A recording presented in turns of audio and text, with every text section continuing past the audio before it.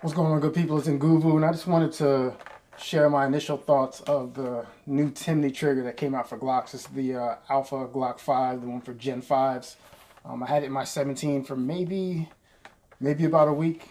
Did a lot of dry fire with it, and then 2 short range sessions doing some live fire. So the initial session maybe was 30 rounds, and then tonight I put another 50 just to see what I felt about the trigger, whether or not I would leave it in my gun.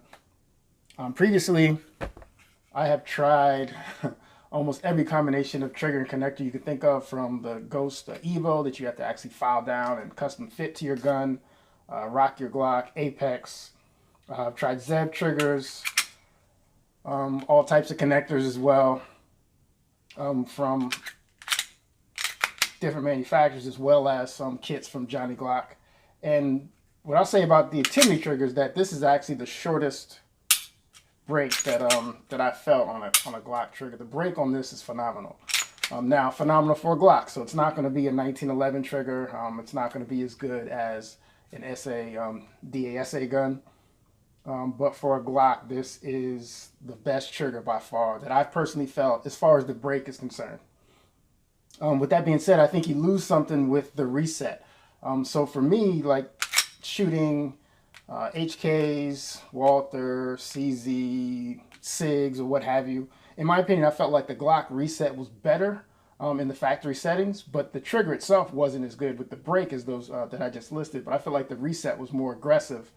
On this one, the Reset seems a bit sluggish. So when you break your shot, the Reset is a little, it's almost like it's 2 stages. In the beginning, it's a little lazy. And then when it gets halfway out, it kind of forces your hand out. So if you're not familiar with what this trigger does, they actually give you the trigger, shoe, the bar, and then the actual assembly. So your normal Glock trigger housing, you just take that and throw it away, put it wherever. And what they give you is an added spring. So the spring actually is what resets the trigger. So if you notice on this trigger, like normally with the Glock, my trigger would be dead at this point once I break the trigger. But now I still get the trigger, it's not resetting, but it's moving back forward, where it normally wouldn't do that with the Glock. You'd have to keep the slide slightly out of battery or do something like that for a Glock to normally do that. But because that return spring is in there, you're getting that action.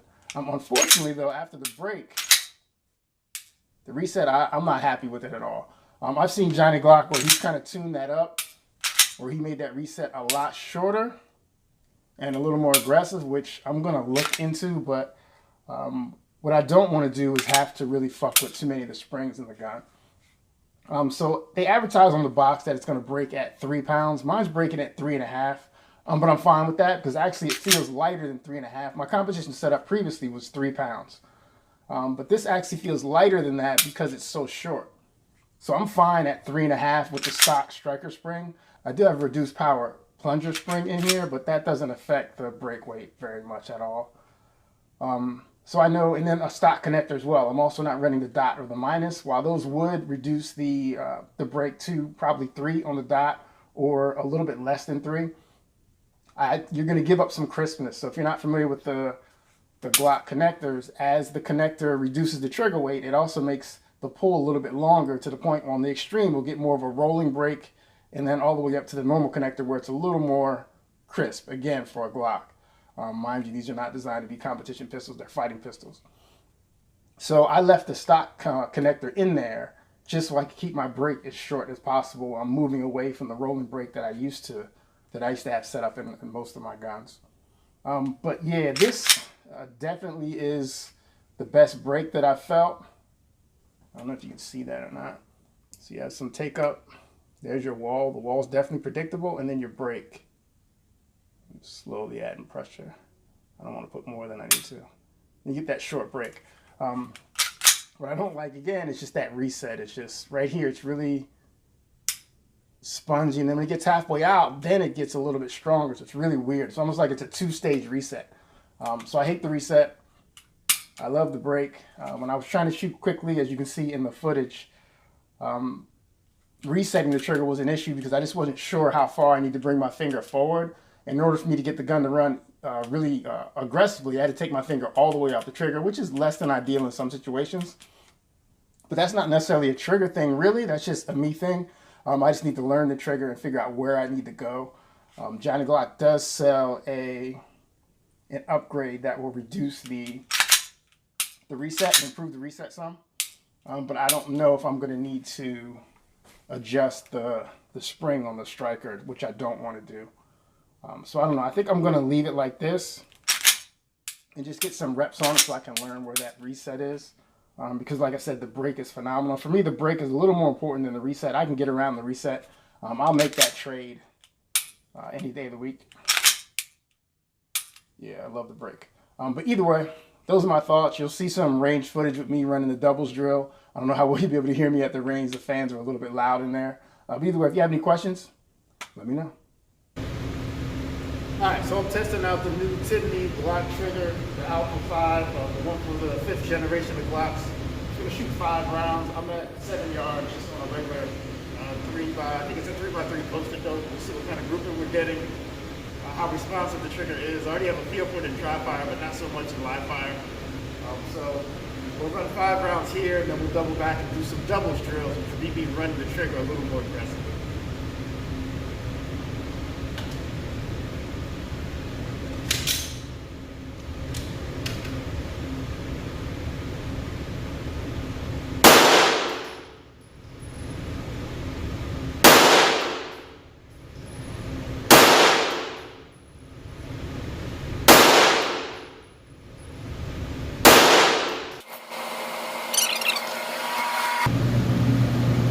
Got 3 here and then 2 off to the left. These are me. I pulled those completely, but I'll take that considering. So we'll run the trigger a little more aggressively now. All right, so we're back at 7 yards. I put a fresh target up. There's an 8-inch circle. I have 8 rounds in the mag. I'm gonna run 4 groups of 2. So what I'm gonna do is get my sights in the center of the circle. I'm gonna run the trigger as fast as I can for 2 shots. So I'm only gonna have 1 sight picture. 2 shots, then I'm going to wait, get another sight picture, run 2 shots, and I'll repeat that for 4 strings just to see how responsive the trigger is. I have a feeling for the reset, which I don't quite like. It changed the reset a little bit, but we'll see how that feels, and it makes a difference during live fire.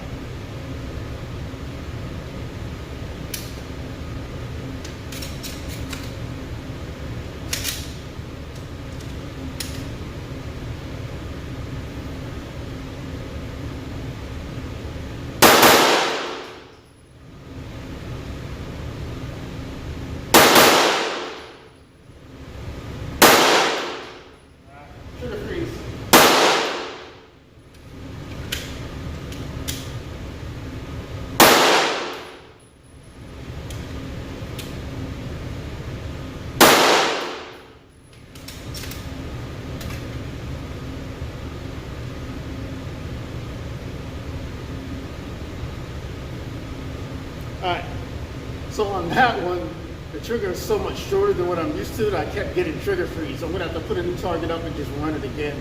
Because just how fast I can run that trigger is a little bit different than the stock Glock with how much travel you have, or don't have.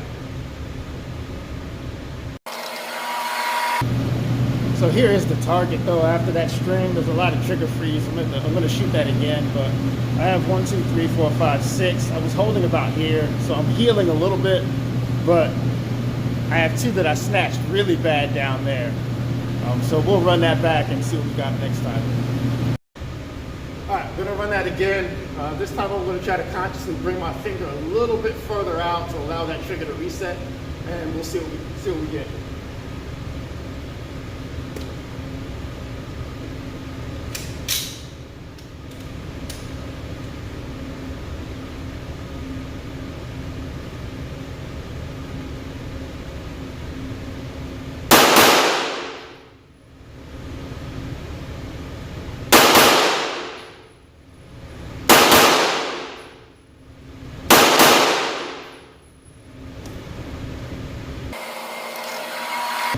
So we have 1, 2, 3, 4, 5, 6, 7, 8.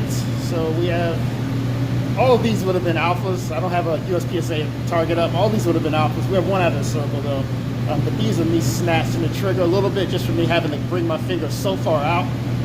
So the break on the trigger is really, really short and crisp, but the reset is a lot longer than you would expect for the break to be that short. So just getting used to that, but I know I can tighten that up some. So we'll run that one more time. All right, last trigger 8, still just trying to learn how far I need to bring my trigger finger out to reset it. Just in case you're wondering, I'm not running my buffaloes for competition today. I'm running basic razor brass, so 115 grain, nothing super soft. So we'll run 8 more. Again, I'm just keeping the dot in the middle of the target, squeezing that trigger as fast as I can twice off one sight picture, and then we'll do that 4 times for 8 shots. At 7 yards on an 8-inch circle.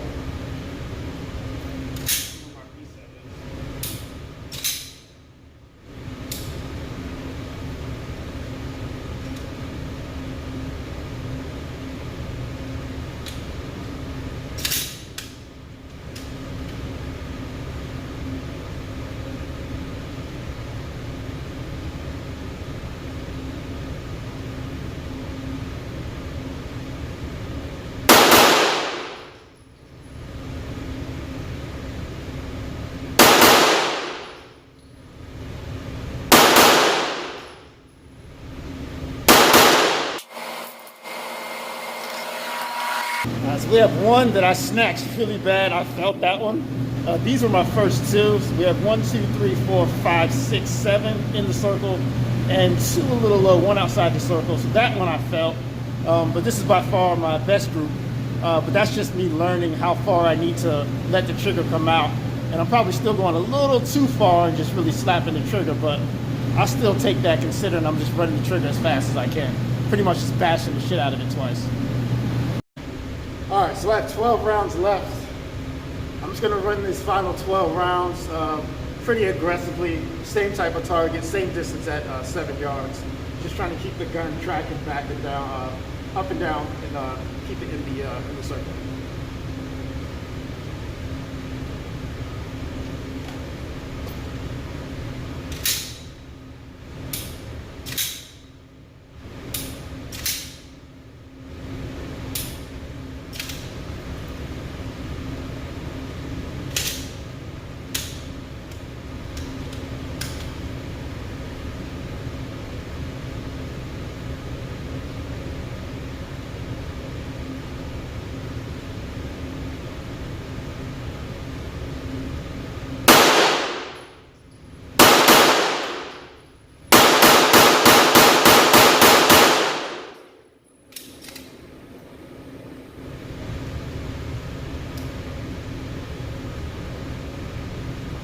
So you see me struggling again, just getting trigger free. So I'm really not sure where the reset is quite yet. So I think I'm resetting the gun and I'm not. So I'm trying to pull the trigger again. Of course the gun's not reset, so I can't fire again. So once I let it fly, I pretty much just bringing my finger all the way off and just slapping it, which I don't want to do unless I have to. But that's just going to be a reps thing. So I just need a lot of reps behind the trigger so I can figure out exactly how far I need to go before I can come back in and shoot. I'll let you see the target. I think I have 1 miss. Got 1 down below the circle here, and then we have 1, 2, 3, 4, 5, 6, 7, 8, 9, 10, 11. So we had 12 rounds in an 8-inch circle. So you see I have vertical stringing, which means my sights are going straight up and down. So that means I'm not really influencing the gun left or right too much, which is good. These lower ones are just from me just snatching the trigger a little hard and then breaking my wrist because of it. So I really need to lock my strong side wrist a little more to prevent these 3 and definitely prevent that from happening. All these should be right up in here. Some of these are just me, since I wasn't really trying to be patient, the sight was up here when the gun went off, so it just didn't return enough. So I need to just grip it a little harder, make sure I lock my joints so that the gun will return a little bit faster. But we'll take it for now. Give me the 14, when it's 14, me kill 14, what you know about AR-15, the class 16, making us start spin.